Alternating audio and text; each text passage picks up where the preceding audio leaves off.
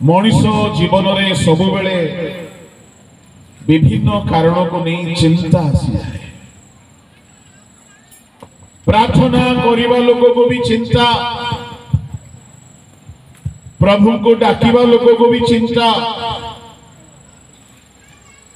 प्रभु को सेवक मान को चिंता बहुत मात्रा रे चापी दउछ।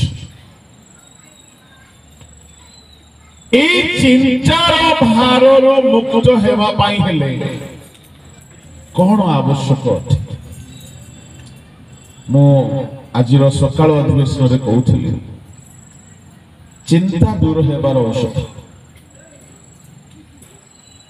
प्रभु को लोक माने आसंतु बाइबल रे देखिबा चिंता काहे हुए वो चिंता दूर करिवार औषध कौन?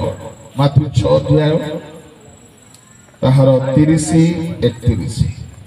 पुणी तुमर दक्षिण हस्त जेबे तुमर विघ्नर कारण हुए।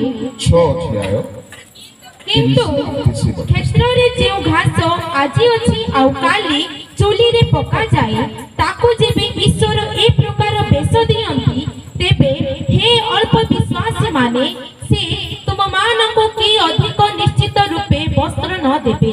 एणु कौन खाइबा अबा कौन पीबा कि अबा कौन पिंधिबा एहा कहि चिंतित हो नाही, कारण विजाति माने एही सब विषय खोजी बुलंती आउ एही समस्त विषय जे तुम मानक प्रयोजन ताहा तुम मानकर स्वर्गस्थ पिता जानती। किंतु तुमे माने प्रथम रे ताहाक राज्य और धार्मिकता अन्वेषण कर आउ एही समस्त विषय मध्य तुम मानको दिया जीव। अतएव काली पाई चिंतित हो नाही, कारण काली निजे निज पाई चिंता करिबो। आजिर कष्ट आज पाई यथेष्ट।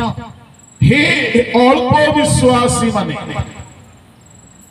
एई कथा कहिबा पूर्वरु 25 पदरे कहउछंती कौन खाइबो कौन पीबो एपरि भारी चिंता कर।